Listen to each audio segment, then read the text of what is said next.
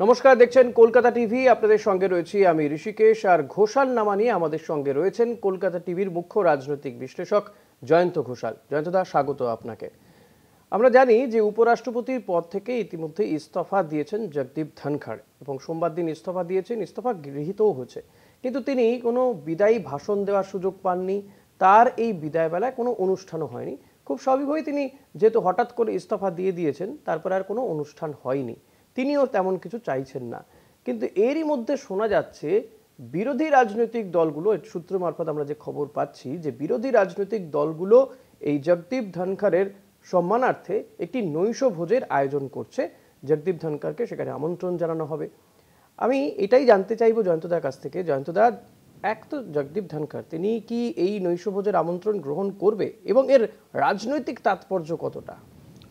রাজনৈতিক তাৎপর্য অপরিসীম, এবং এই রাজনৈতিক তাৎপর্যটা এক লহমায় অনেকটা বেড়ে যাবে যদি তিনি হাজির হন। জগদীপ ধনখড় হাজির হবেন কি হবেন না, এটা এখনো পর্যন্ত কোনো তথ্য, কোনো ইনফরমেশন কারোর কাছে নেই।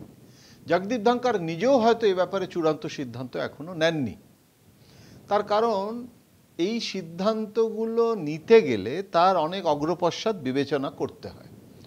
আমরা সংবাদ মাধ্যমে আমরা স্পেকুলেট করি, আমরা দিলীপ ঘোষ 21শে জুলাই আসবে কি আসবে না, মঞ্চে দেখা যাবে কি যাবে না, এটা সাংবাদিকের কাজ সেটাকে খুঁজে বার করার চেষ্টা করা। এবং রাজনীতিতে তো কোনো কিছু অসম্ভব নেই, আমরা বলি না art of possibility. Jagdeep Dhankhar প্রয়াত দেবিলাল জাট নেতা, তার ভাগ্নে, সে করত জনতা দল রাজনীতি, ঘোরতর আরএসএস বিরোধী ছিল। সেই সময় আমার এখনো মনে আছে আরএসএস এর বিরুদ্ধে অনেক বিবৃতি দিতেন। খুব অ্যাডভেঞ্চারিস লোক, সবসময় কিছু না কিছু অ্যাডভেঞ্চারের মধ্যে থাকেন, তার ফলে সবসময় ভালোবাসেন অ্যাটেনশনে থাকতে। এই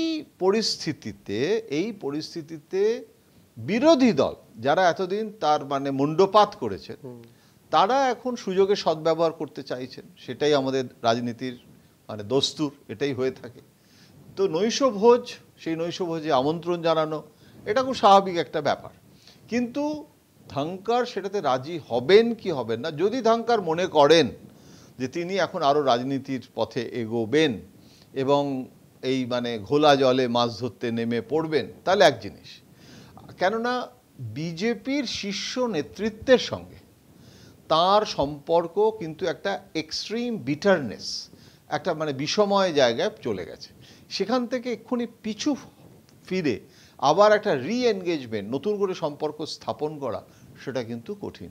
আর রাজনীতিতে আমি নিজে দেখেছি, সাংবাদিক এবং রাজনৈতিক নেতাদের মধ্যেও পারস্পরিক যে সম্পর্কটা গড়ে ওঠে, সেটা গড়তে অনেক সময় লাগে, কিন্তু ভাঙতে, বিশ্বাস ভঙ্গ হতে, একটা ব্রেক করতে এক নিমেষে নষ্ট হয়ে যায়। আমার জগদীপ ধনখড়ের পক্ষে বা বিপক্ষে আমি কোনো মত দিচ্ছি না, কিন্তু জগদীপ ধনখড় যদি মগজাস্ত্র ব্যবহার করেন এবং এই মুহূর্তে আজকের মোদি এবং অমিত শাহর পরিস্থিতিটা তিনি বিচার করেন, এবং তাহলে কিন্তু নত্যসত্ত্ব জ্ঞান যেটাকে বলে, তাহলে ওনার যাওয়া উচিত নয়। তার কারণ মোদি অমিত শাহর সঙ্গে সম্পর্ক বিটার হয়ে গেলেও তারপরেও যদি উনি এখন একটা যুদ্ধ দেহিং মনোভাব নিতে যান, তাহলে এটা কিন্তু একটা অসম লড়াই। তার কারণ সেক্ষেত্রে মোদি অমিত শাহ এখন প্রবল ক্ষমতাশালী, এবং যদি বিজেপি ওনার ব্যাপারে ভিন্ডিকটিভ হয়, তাহলে কিন্তু ওনার সর্বনাশ আরও অনেক বেশি হতে পারে। এবং উনিও কিন্তু খুব স্বচ্ছ ব্যক্তিত্ব এমন নন, এমনকি ওনার বিরুদ্ধেও কিন্তু দুর্নীতির অভিযোগেও আমার এখনো মনে আছে সেই ভিপি সিংয়ের সময়কার পুরনো কেস সুপ্রিম কোর্টে পর্যন্ত গেছিল এবং মামলা মোকদ্দমাও হয়েছিল, এবং সেগুলো যখন উনি রাজ্যপাল ছিলেন তখনও দিল্লিতে ওটাকে আবার নতুন করে উত্থাপন করা হয়েছিল, এবং ওনার বিরুদ্ধে সেই সময়কার যে চার্জশিট হয়েছে কি হয়নি, এই যে বিতর্ক, সেইটা মমতা বন্দ্যোপাধ্যায়ের কাছে পর্যন্ত জগদীপ ধনখড়ের বিরুদ্ধে মমতা বন্দ্যোপাধ্যায় সেটা ব্যবহার করেননি। কেননা তিনি ওই রকমভাবে ওই ঘোলা জলে, মমতাও কিন্তু এত বিরোধিতা সত্ত্বেও কতগুলো উনি জিনিস মেনটেন করেছেন, উনি সেই কাগজপত্রগুলো হাতে পেয়েও, এবং যারা দিতে এসেছিল তারা দেখাও করেছিল মমতার সঙ্গে, কিন্তু মমতা কিন্তু ব্যবহার করেনি। সুতরাং আজকে ধাঙ্কার বিপদে পড়েছেন। এখন ধাঙ্কারকে কিন্তু অনেক লং টার্মে ভাবতে হবে। যারা মানে ওনার এত বিরোধিতা করেছে তারা আজকে ডেকে নিয়ে গিয়ে মালা দিলে সেটাতে লং টার্মে ওনার সাফল্য নাকি শর্ট টার্ম একটা মিডিয়া পাবলিসিটি, কোনটা ওনার কাছে বেশি জরুরি সেই ডিসিশনটা উনিই নেবেন। আমরা জানি না কি হবে, কিন্তু মনে হচ্ছে কংগ্রেস খুব অ্যাডভেঞ্চারিস হয়ে উঠছে ধাঙ্কার ব্যাপারে। ধাঙ্কার সেটাকে কতটা রেসিপ্রোকেট করবে এখনো আমার মনে একটু সন্দেহ আছে। বেশ, দেখা যাক। অনেক ধন্যবাদ জয়ন্তদা। নিঃসন্দেহে আমাদের সেদিকে অতি অবশ্যই নজর রাখতে হবে যে এই নৈশভোজের আয়োজন বিরোধীরা কবে করে এবং সেখানে জগদীপ ধনখড় যান কিনা, গিয়ে সেখানে কি বলবেন তিনি, এই সমস্ত কিছুই কিন্তু আবারও নতুন করে রাজনীতির চর্চা হয়ে উঠবে এবং এইগুলো নিয়ে আরও আলোচনা হওয়ার জায়গা থাকছে। তবে আমাদের সেদিকে নজর থাকবে অতি অবশ্যই। আর আপনাদের নজর থাকবে কলকাতা টিভিতে রাত দিন 7 দিন।